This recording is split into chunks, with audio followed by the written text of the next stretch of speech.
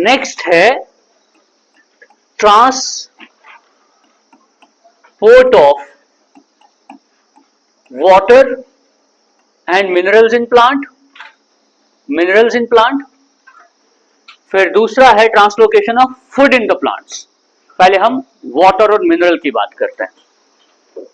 Water और mineral जो present होते हैं, ये अगर हम देखेंगे तो यहां पर ये रूट्स हैं, है ना, और रूट्स के बीच में जो सॉइल के बीच में पानी है, यही पानी इसके साथ मिनरल्स ऐड होते हैं और ये जो प्लांट है ये इसी वाटर को एब्जॉर्ब करके अपनी बॉडी के अंदर लेकर जाता है। अब जाइलम टिश्यू जो है वो रेस्पॉन्सिबल है वाटर और मिनरल को ट्रांसफर करने के लिए। अगर हम बात करेंगे जाइलम की, तो जाइलम जो है ये 4 तरीके के सेल से बना है। कौन कौन से हैं?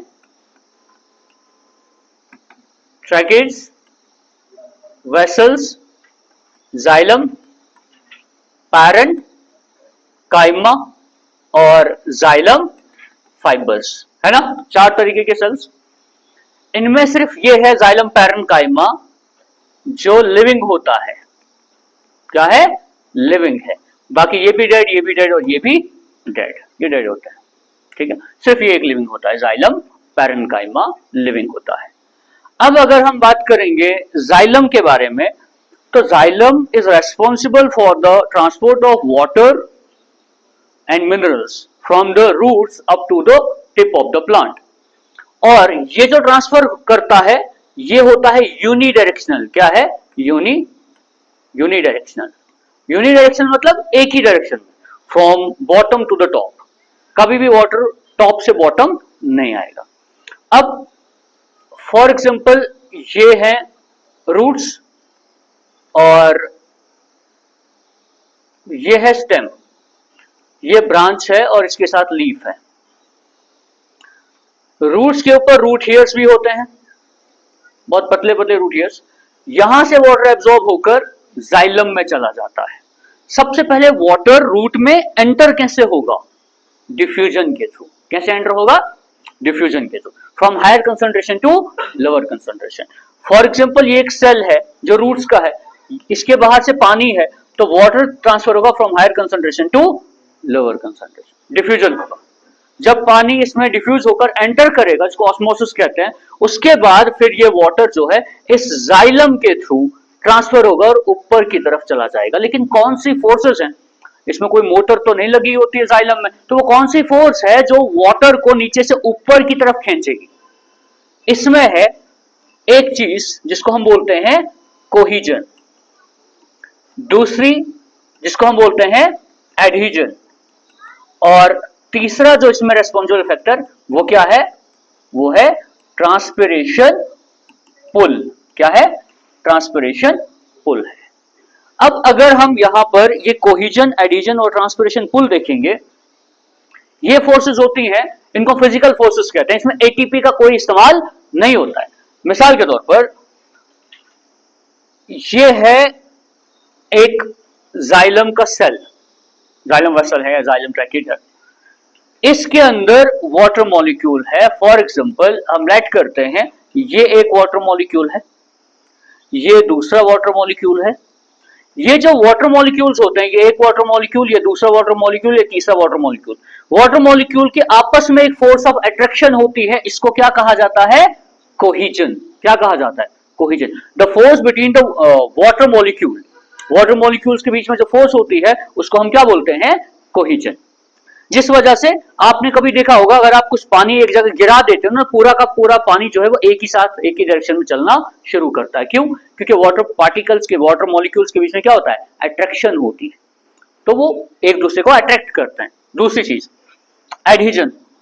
एडहीजन होता है वाटर मॉलिक्यूल और जिस सेल में चल रहा है, इस सेल के बीच में एक फोर्स ऑफ अट्रैक्शन होती है। ये है वाटर मॉलिक्यूल और ये है इस सेल की वॉल, इसके बीच में एक फोर्स ऑफ अट्रैक्शन होती है जिसको क्या कहा जाता है? एडहीजन। और इस वजह से कभी भी जैसे ये वाटर मॉलिक्यूल एक ही डायरेक्शन में जा रहे हैं, तो कभी भी ऐसा नहीं होगा कि ये यहां से ब्रेक होकर आधा पानी वापस जाएगा, आधा ऊपर जाएगा, ऐसा नहीं होगा। ये वाटर मॉलिक्यूल एक दूसरे को अट्रैक्ट करके रखते हैं फोर्स के साथ, और ये जिस में ट्रेवल कर रहे हैं उसको भी ये अट्रैक्ट करते हैं strongly. Next transpiration pull. Transpiration क्या होता है? जैसे यहां से वाटर मॉलिक्यूल आ रहे हैं इधर, और यहां पर एक लीफ है, लेट्स से कि यहां पर इधर एक लीफ है। अब होगा क्या, ये वाटर मॉलिक्यूल एक दूसरे के साथ ऐसे अट्रैक्टेड होंगे, ये यहां पर पहुंचेंगे। आपको लीव्स में दिखता है वेन्स, लीव्स में वेन्स होती हैं जो आपको इस तरीके से लीव्स में देखने को मिल रहे हैं। जैसे इसमें भी वेन्स है, जैसे ये लीफ है तो लीफ में ये वेन्स हैं। ये वेन्स किसकी बनी होती हैं? जाइलम और फ्लोएम। इनको हम वेस्कुलर बंडल्स कहते हैं। क्या कहते हैं? Vascular bundles. इसमें होता है जाइलम और फ्लोएम होता है। अब होगा क्या, यहां से यहां पर स्टोमेटा है, लॉस ऑफ वाटर यहां से होगा। अब जब वाटर लॉस यहां से होगा, इन सेल में वाटर नहीं है, तो ये किन से वाटर लेगा? जो इससे पीछे वाले सेल हैं वो उससे वाटर खींचेगा जो उससे पीछे है। एक सक्शन जैसा बनता है। वैक्यूम कैसे काम करता है, उसी तरीके से ये काम करता है। जो वाटर यहां से लॉस होगा ये अपने जो इससे पीछे वाले सेल से उनसे वाटर लेगा, ये उससे लेगा, इससे लेगा, इससे लेगा। इस वजह से एक प्रेशर बनेगा जो वाटर को नीचे से ऊपर की ओर खींचता रहेगा। इस प्रेशर को क्या बोलते हैं? Transpiration pull. क्योंकि यहां पर वाटर लॉस हो रहा है in the form of vapours, तो loss of water in the form of vapour through stomata, इसको क्या कहा जाता है? ट्रांसपिरेशन। और इस वजह से एक पुल बनता है जो पानी को नीचे से ऊपर खींचता है, इसको ट्रांसपिरेशन पुल कहा जाता है। और इस तरीके से जाइलम जो है वो वाटर को ट्रांसफर करेगा। समझ आया? अब नेक्स्ट है कि जो हमारे पास ये फूड का एक जगह से दूसरी जगह ट्रांसफर होना होता है फूड का, उसको क्या कहा जाता है? उसको कहेंगे हम translocation of food and hormones. Translocation, उसको हम ट्रांसलोकेशन कहेंगे। Translocation, translocation of food and food के साथ हॉर्मोन्स। फूड और हॉर्मोन्स का ट्रांसफर होना, उसके लिए फ्लोएम रेस्पॉन्सिबल है। फ्लोएम, और फ्लोएम क्या काम करता है कि फ्लोएम जो है एक तो ये फूड को ट्रांसफर करेगा, दूसरा हार्मोन को ट्रांसफर करेगा। अब फ्लोएम बना है कितने तरीके के सेल से? 4। कौन कौन से? सी ट्यूब्स, ये रिवीजन क्लासेस हैं, ठीक, तो कम से कम इतना तो आना चाहिए। फिर कंपेनियन सेल, कंपेनियन सेल। फिर 2 तरीके के और सेल्स हैं। कौन कौन सा है? फ्लोएम पैरेन्काइमा, वो सेम है जाइलम में भी, और फ्लोएम फाइबर्स। फ्लोएम मान के चलो कि ये लिविंग सेल है, इसमें फ्लोएम फाइबर्स डेड है, बाकी फ्लोएम पैरेन्काइमा लिविंग है। अब पैरेन्काइमा का एक ही काम होता है वो स्टोरेज का, और फाइबर का चाहे जाइलम है फ्लोएम है, फाइबर का काम है सपोर्ट प्रोवाइड करना, स्ट्रेंथ प्रोवाइड करना। और फिर सीट्यूब्स और कंपेनियन सेल्स ये काम करते हैं और ये फूड को एक जगह से दूसरी जगह ट्रांसफर करते हैं। और जो फूड का ट्रांसफर होना होता है from the leaves to the stem to the flowers, कहीं पर भी जो फूड ट्रांसफर होता है उसको हम बोलते हैं ट्रांसलोकेशन। क्या कहेंगे? ट्रांसलोकेशन। और it is an active process. Food का ट्रांसफर होना कौन सा प्रोसेस है? Active process. और ये बाई डायरेक्शनल होता है। बाई डायरेक्शनल कैसे? फॉर एग्जाम्पल ये है स्टेम, और इस स्टेम में यहां पर है रूट्स, ठीक है, ये रूट्स है। यहां पर एक ब्रांच है, इसके साथ एक लीफ लगा हुआ है, लेट्स से कि ये लीफ लगा हुआ है और भी ऊपर लीफ बाकी है।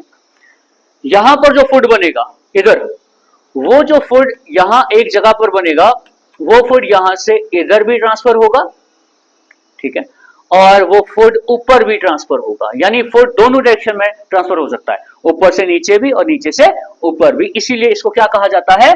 By directional. लेकिन ये एक्टिव प्रोसेस क्यों है? क्योंकि यहां पर किसका इस्तेमाल होता है? एटीपी का इस्तेमाल होता है। कब और कैसे? देखो, यहां पर फोटोसिंथेसिस हुआ और यहां पर बना C6H12O6 ग्लूकोज। प्लांट का रिजर्व फूड क्या है? What is the reserve food of plant? Starch. Reserve food of plant क्या है? Starch. Plant is what is the reserve food of humans? Glycogen. हमारी बॉडी में जो ग्लूकोज बनता है वो किस में कन्वर्ट होता है? ग्लाइकोजन। ग्लाइकोजन कहां पर स्टोर होता है? लिवर में। किधर? लिवर में। ये पॉइंट याद रखना, glycogen is the reserve food. आपने लेट्स से कि आपने सुबह जो है ब्रेकफास्ट में 1000 कैलोरीज खाई, ठीक है, 1000 कैलोरीज। अब 1000 कैलोरीज में आपको यूज हो रहा है 600 कैलोरीज, 600। बाकी जो बचा वो ग्लाइकोजन की फॉर्म में स्टोर होगा, कहां पर? लिवर में। और फिर जब एनर्जी लो हो जाएगी तो वहां से ग्लाइकोजन निकलता जाएगा, ग्लूकोज बनता जाएगा और आपको एनर्जी देता जाएगा, ऐसा होता है। और इसमें जो अब लेट्स से कि ये ग्लूकोज बना रहा है, ये 20 मॉलिक्यूल बना रहा है, 20 में से अगर ये 10 खुद को यूज करेगा, 10 तो बचेंगे ना, ये उसको किस में कन्वर्ट करेगा? स्टार्च में। और स्टार्च को फिर स्टोर करेगा कहीं पर भी, रूट में, स्टेम में, ब्रांचेस में, कहीं फ्लावर्स में, फ्रूट्स में, कहीं पर भी स्टोर कर सकता है। अब इसने यहां पर ये बना लिया, जिसको स्टोर कन्वर्ट करेगा किसमें? स्टार्च में। अब स्टार्च को तो यहां से इसने ट्रांसफर तो करना है ना स्टार्च को। अब ट्रांसफर कैसे करेगा? लेट्स से इस सेल में बन गया, यहां पर है, इधर है फ्लोएम, ये सेल में स्टार्च है या ग्लूकोज है, यहां पर है फ्लोएम। इसने इसको ट्रांसफर करना है, कैसे ट्रांसफर करेगा? यहां पर लोडिंग होगी और उस लोडिंग के लिए एटीपी का इस्तेमाल होता है। किसका इस्तेमाल होता है? एटीपी, एडेनोसिन ट्राइफॉस्फेट, इसीलिए एक्टिव प्रोसेस है। ये इसको इसमें लोड करेगा, फ्लोएम में। फ्लोएम में लोड कर दिया, फिर ये फ्लोएम में जो ही लोड हो गया, लोडिंग के लिए एटीपी का इस्तेमाल होगा। उसके बाद जो ये फ्लोएम में चला गया, ये फिर इधर भी ट्रांसफर होगा और इधर भी ट्रांसफर होगा, डिपेंडिंग ऑन के कहां पर जगह है, कहां पर उसको जो है उसको स्टोर करना है। तो ये जो फूड, ये जो हॉर्मोन्स या फूड इसी तरीके से ट्रांसफर होते हैं कि ये जहां पर, जैसे यहां पर है, यहां से लोड हो जाएगा, किसमें लोड हो जाएगा? ये फ्लोएम में लोड हो जाएगा और फिर फ्लोएम से ये एक जगह से दूसरी जगह ट्रांसफर होगा। इसको हम बोलते हैं translocation of food and hormones. समझ आया? एग्जाम में आएगा ऐसे ही, एक छोटा सा पहले आप लिखोगे नोट जैसा फ्लोएम के बारे में कि फ्लोएम क्या है, कौन सा टिश्यू है, लिविंग है, डेड है, ठीक, उसमें क्या क्या सेल्स हैं और किस डायरेक्शन में वो ट्रांसफर करता है, फिर कैसे ट्रांसफर करता है, लोड कर देता है, एटीपी यूज होता है और फिर फ्लोएम के थ्रू वो हायर कंसंट्रेशन से, जैसे यहाँ पर हायर कंसंट्रेशन में है, यहाँ पर लोअर कंसंट्रेशन में, तो यहाँ से आएगा इधर स्टोर हो जाएगा, यहाँ से आएगा रूट में भी स्टोर होगा, यहाँ से आएगा कहीं दूसरे स्टेम में स्टोर हो जाएगा, इस तरीके से ट्रांसफर कर देता है। ठीक, यहां पर हो जाता है हमारा transport system in plants complete.